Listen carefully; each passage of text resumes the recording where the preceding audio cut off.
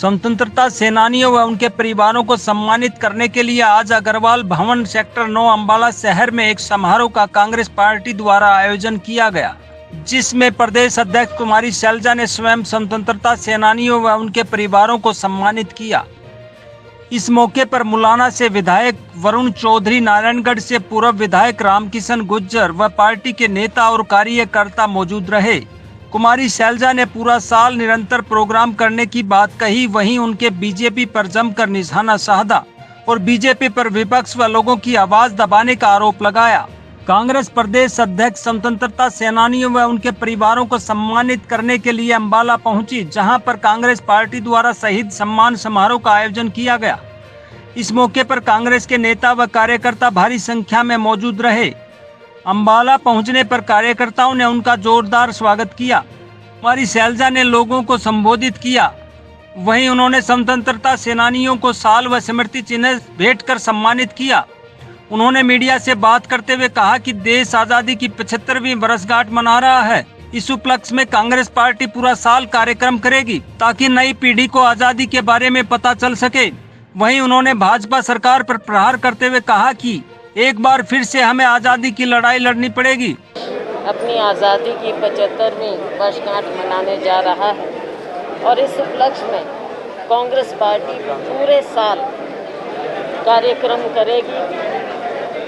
इन पीढ़ियों को, जो वर्तमान पीढ़ी है, उनको जो हमारे स्वतंत्रता सेनानी थे, हमारे पूर्वज थे, उनकी लड़ाई, जो आज़ादी की लड़ाई रही, उन्होंने जिस निष्ठा से ये लड़ाई लड़ी, अपने देश के लिए कुर्बान हुए, अनेकों कुर्बानियाँ दी, उनको याद करते हुए आज जो अपनी आज़ादी की हमने लड़ाई दोबारा से लड़ने की, हमारे नागरिकों की, भारतीयता की, हमारे लोकतंत्र की, वो लड़ाई लड़ने के लिए अब सबको तैयार होना है दोबारा से अपने लोकतंत्र के लिए।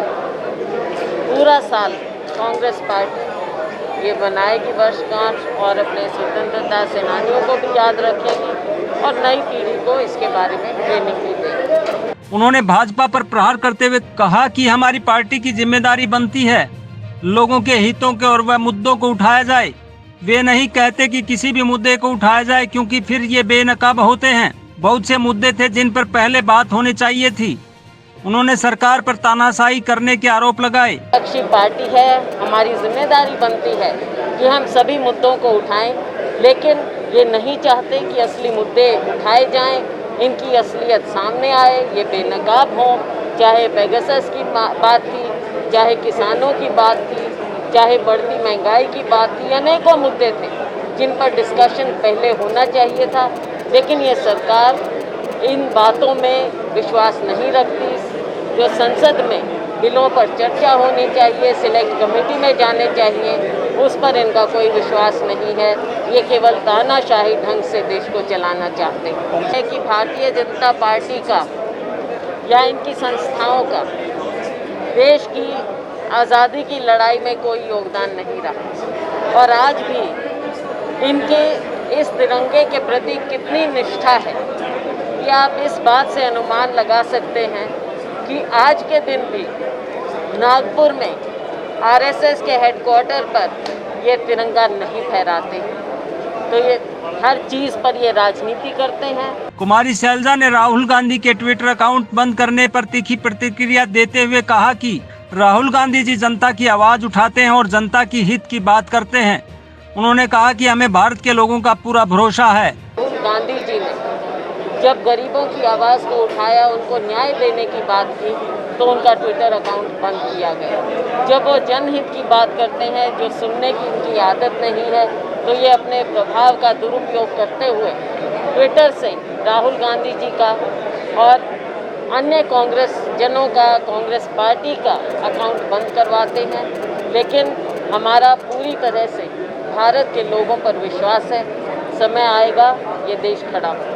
इन बातों को उठाया है और कांग्रेस पार्टी ने एक बार नहीं, बार बार इस मुद्दे को सड़क पर लोगों के बीच में बढ़ती हुई महंगाई के खिलाफ आंदोलन छेड़ा है, ज्ञापन दिए हैं। लेकिन ये सरकार, क्योंकि इसका लोकतंत्र में या दूसरों की बातें सुनने में विश्वास नहीं है, आम जनता की पीड़ा सुनने में विश्वास नहीं है। यहाँ पर इस देश में बात चलती है तो केवल एक व्यक्ति के मन की बात चलती है। राज्य सरकारें हैं, कोई कार्य हो नहीं रहा। हरियाणा में आप देख रहे हैं सरकार नाम की कोई चीज़ नहीं है, नई नई घोषणाएं होती हैं, लेकिन आज तक किसी भी घोषणा पर कोई कार्य नहीं हुआ। ये सरकार के अपने लोग बताते हैं। इससे आप साफ समझ सकते हैं कि हरियाणा में, देश में किस तरह का कुशासन चल रहा है। जगत महान प्रतिनिधि हरीश अरोड़ा की अंबाला से रिपोर्ट।